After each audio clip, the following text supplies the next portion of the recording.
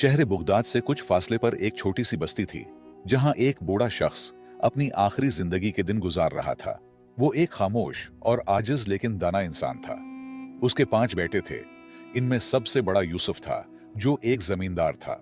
यूसुफ पूरे दिन खेतों में मेहनत करता था, जमीन को सेंचता और फसलों की देखभाल करता था।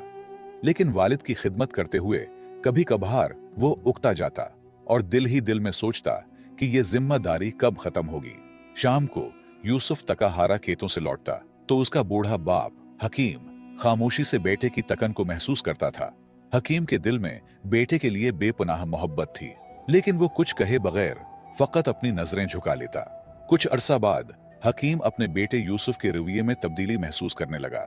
वो जानता था कि यूसुफ अपनी तकन और जिम्मेदारियों के बोझ तले दब चुका है, और शायद उसे यह महसूस होने लगा कि बूढ़ा बाप अब उसके लिए एक बोझ बन गया है। यूसुफ का रूठा रवैया उसके वालिद को परेशान करने लगा। वो अपनी जिंदगी के आखिरी अय्याम सुकून से गुजारना चाहता था, लेकिन यूसुफ की बेरुखी ने उसे गमगीन कर दिया।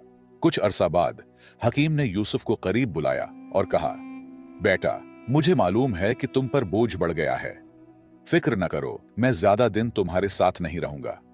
2-3 दिन बाद मैं दूसरे बेटे के पास चला जाऊंगा। तुम अपने काम और जिंदगी पर ध्यान दो, मेरे लिए परेशान ना होना। यूसुफ ये सुनकर कुछ देर खामोश रहा। दिल में निदामत की हल्की सी लहर उठी, मगर उसके लबों पर कोई सख्त या रोकने वाले अल्फाज ना आए। कुछ दिन गुजारने के बाद बूढ़ा हकीम यूसुफ के घर से निकलकर दूसरे बेटे फारूक के पास चला गया, जो एक कामयाब ताजिर था और माल वो दौलत की कमी न थी। बूढ़ा बाप फारूक के घर रहने लगा, लेकिन फारूक का रवैया भी काबिल अफसोस था। फारूक के लिए कारोबार की मसरूफियत ज्यादा अहम थी, जबकि उसकी बीवी सुसर को हमेशा नजरअंदाज करती और उनसे बात करने की जहमत भी न उठाती। हकीम दिन भर खामोशी से एक कोने में बैठा रहता, दिल में अपने बेटों की बदलती हुई मोहब्बत का गम लिए, मगर अपनी तकलीफ को कभी जुबान पर न लाता। बूढ़े हकीम का वक्त गमों के साथ गुजर रहा था। एक दिन फारूक ने अपने बीवी के बातों में आकर वालिद से कहा, बाबा, आपको मेरे साथ कारोबार में मदद करनी चाहिए, ताकि आपकी मौजूदगी का मुझे भी कुछ फायदा हो। यह सुनकर बूढ़ा हकीम खामोश रहा। उसकी झुकी हुई कमर, कमजोर हाथ और तका हुआ जिस्म इस बात की गवाही दे रहे थे कि वो अब किसी भी मेहनत के काबिल नहीं रहा। लेकिन उसने अपने बेटे की बात का बुरा नहीं मनाया, क्योंकि वो जानता था कि फारूक उसे सिर्फ जिम्मेदारी के पैमाने से देख रहा है, मोहब्बत के नहीं। सारी रात बूढ़े बाप की कांसी और दर्द भरी फरियाद से तंग होकर फारूक की बीवी ने कहा, यह बूढ़ा इंसान हमें मजीद परेशान कर रहा है। इनके और भी बच्चे तो है, वहां जाकर भी तो जिंदगी गुजार सकता है। फारूक भी एक कम ज़र्फ आदमी था। उसने अपने बूढ़े बाप से कहा, बाबा, अगर आप तंग हो तो कोई बात नहीं, चाहे तो दूसरे बेटे के पास चले जाएं, वहां आप सुकून से रहेंगे। आपके इलाज के लिए मैं पैसे भी दे दूंगा, फिक्र न करें। इन अल्फाज ने हकीम की इज्जत नफ्स पर एक और जख्म लगाया। फारूक ने मोहब्बत और तवज्जो की बजाय सिर्फ एक माकूल हल की बात की, जैसे बूढ़े वालिद की मौजूदगी का कोई एहसास न था, सिर्फ एक जिम्मेदारी का बोझ था जिसे उठाना पड़ा। बूढ़ा हकीम फारूक के हाथ से निकलकर तीसरे बेटे उस्मान के पास चला गया। उस्मान एक मेहनती किसान था और अपनी जमीनों पर काम करता था। उसने अपने वालिद का एहतराम किया, लेकिन उसके पास भी ज्यादा वक्त नहीं था। वो दिन भर खेतों में मसरूफ रहता और शाम को घर आकर बीवी बच्चों के साथ वक्त गुजारता। बूढ़े वालिद की बीमारी और दिल की गहरी उदासी पर उसका ध्यान कभी नहीं गया। उस्मान जब सुबह काम पर जाता तो उसकी बीवी हमेशा अपने बच्चों को सुसर के पास बिठाकर उनसे खेलने को कहती।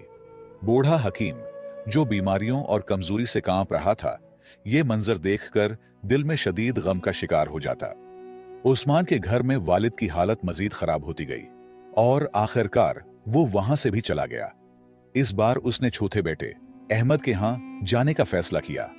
अहमद, जो कि एक धोखाबाज और लालची इंसान था, अपने वालिद को इस्तकबाल करने के लिए बहुत खुश था। अहमद की खुशी महज लालच के बायस थी, न कि अपने वालिद से मोहब्बत के। अहमद ने अपने वालिद को इज्जत दी और कहा, बाबा, आपको यहां रहने में कोई तकलीफ नहीं होगी। वक्त के साथ साथ अहमद को पता चला कि बूढ़े बाप के पास कोई माल दौलत नहीं है, तो उन्होंने भी बाप को नजरअंदाज करना शुरू कर दिया। अहमद की बीवी ने अपने सुसर को एक बोझ समझकर उसकी कोई खिदमत नहीं की, बल्कि उल्टा तकलीफ दी।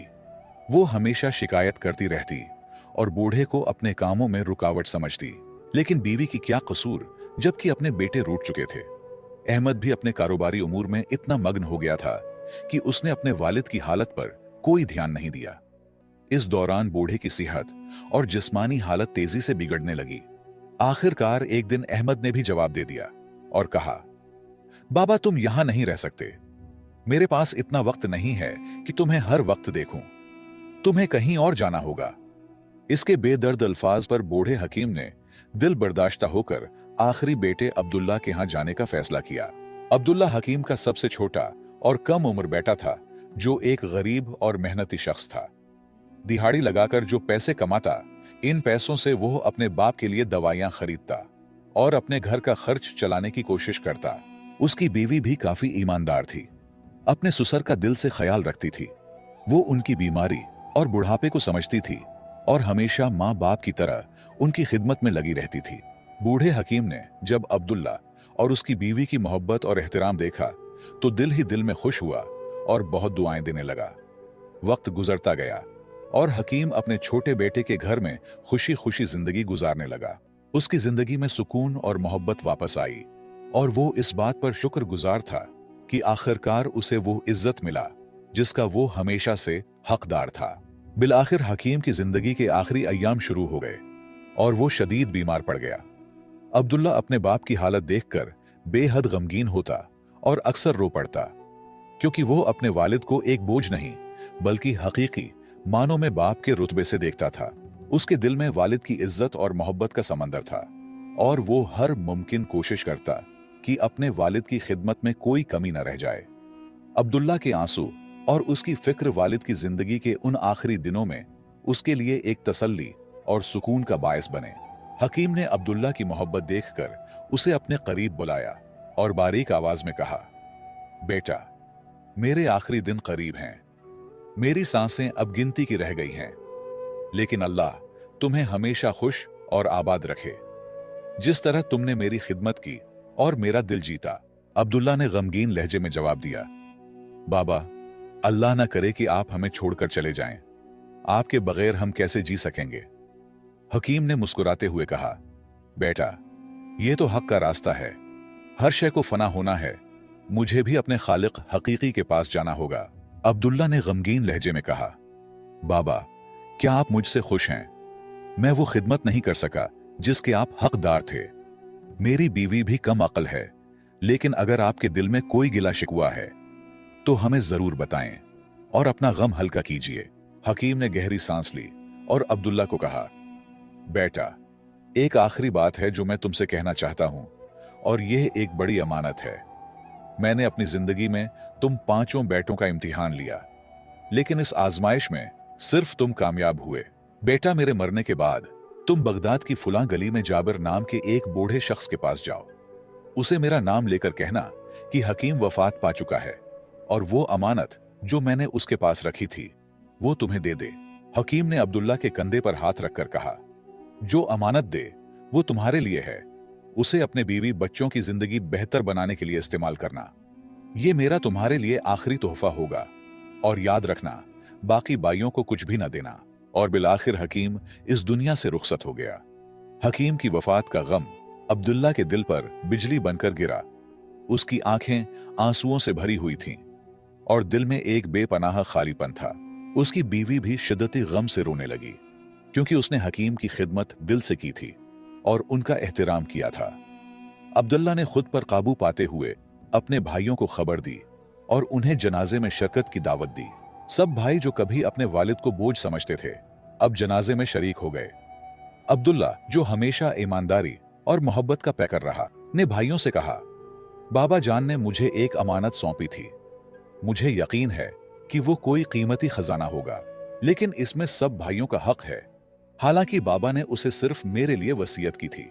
भाई, जो दिल में कहीं ना कहीं लालच रखते थे, फौरन बोले, अब्दुल्ला, जाओ और अमानत ले आओ, फिर उसे हम पांचों भाइयों में तकसीम कर देना ताकि सबको बराबर हिस्सा मिले। अब्दुल्ला ने ठीक वैसा ही किया जैसा उसने कहा था। वो बगदाद जाकर अमानत ले आया। जब उसने संदूक खोला तो वो हैरत में पड़ गया। संदूक में बगदाद के मशहूर बाजार के कई कीमती दुकानों के कागजात, जवाहरात जो उसकी मां के थे, और बहुत सी अशरफियां मौजूद थीं। अब्दुल्ला ने अपनी दियानतदारी का सबूत देते हुए सब भाइयों को उनका हक दिया और खुद अपने हिस्से पर किनायत की। जिंदगी एक बार फिर बाप के साये के बगैर चलने लगी, लेकिन वक्त ने जल्द ही अपनी हकीकत दिखा दी। चंद माह बाद बड़े भाइयों में से एक अपने कारोबार में बुरी तरह फंस गया। गैर जिम्मेदारी और गलत फैसलों के बायस वो कर्ज में डूबता चला गया। हालात इस कदर खराब हो गए कि उसे अपना घर तक बेचना पड़ा। दूसरा भाई, जो कभी ऐश व इशरत की जिंदगी गुजारने का आदी था, एक दिन चोरी में मुलव्विस पाया गया। काजी ने उसे जेल भेजने का हुक्म दे दिया और उसकी जिंदगी की सारी साख तबाह हो गई। बाकी भाई भी सोने को हाथ लगाता तो मिट्टी बन जाता। ये सब नाकामियों को एक जवाब था, बाप की बद्दुआ। दूसरी तरफ अब्दुल्ला ने अपनी मेहनत से बगदाद में कारोबार शुरू कर दिया। वो कोफे से उम्दा कपड़ा खरीदकर बगदाद के बाजार में बेचता और वक्त के साथ काफी मुनाफा कमाने लगा। उसकी ईमानदारी, बाप की दुआ और मुस्तकिल मेहनत ने उसे तरक्की की राह पर डाल दिया। यहां तक कि वो अपने बाकी भाइयों की फिरोख्त करदा दुकानें खरीदने लगा और आहिस्ता आहिस्ता पूरे बाजार का वाहिद मालिक बन गया। जो भाई कभी खुद को दौलतमंद समझते थे, अब वक्त के मारे हुए अब्दुल्ला के दर पर सवाल करने आ गए। अब्दुल्ला, जो एक रहम दिल और मुशफिक इंसान था, उनकी मदद करता और उन्हें खाली हाथ वापस न जाने देता। उसका यह रवैया उसके वालिद की सिखाई हुई अखलाकियात का अक्खास था। फिर वो दिन आया जब अब्दुल्ला ने बगदाद के तरक्की याफ्ता इलाके में एक बड़ा घर खरीदा और अपनी बीवी और बच्चों के साथ एक खुशहाल जिंदगी गुजारने लगा। वो जिंदगी के उस मोड़ पर भी अपने वालिद की दुआओं और तालीमात को नहीं भूला।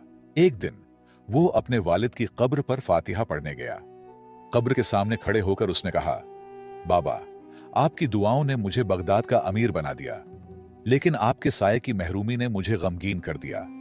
अल्लाह ताला आपको जन्नत में आला मकाम अता फरमाए। मुअज़्ज़ज़ दोस्तों, इस कहानी से हमें 3 कीमती असबाक मिलते हैं। नंबर 1, वालिदैन की जिम्मेदारी है कि वो अपने बच्चों की बेहतरीन तरबियत करें ताकि वो बाद में न सिर्फ उनका सहारा बने बल्कि जिंदगी की मुश्किलात का सामना भी हिकमत और सब्र से कर सकें। नंबर 2, एक बेटे के तौर पर वालिदैन को कभी बोझ न समझे, क्योंकि वक्त का पहिया घूमता है और कल आप खुद इसी मकाम पर हो सकते हैं जहां वालिदैन आपसे मोहब्बत और तवज्जो की उम्मीद करते थे। नंबर 3, वालिदैन के साथ मोहब्बत, इज्जत और अच्छा रवैया इख्तियार करना न सिर्फ आपके मुस्तकबिल को रोशन करता है बल्कि आखिरत में भी बेशुमार इनामात का बायस बनता है। वालिद चाहे जैसे भी हो, उनकी खिदमत बेटे का फर्ज है, क्योंकि उनकी दुआएं ही आपकी जिंदगी का सबसे बड़ा सरमाया हैं। मुझे उम्मीद है आपने इस कहानी से बहुत कुछ सीखा होगा।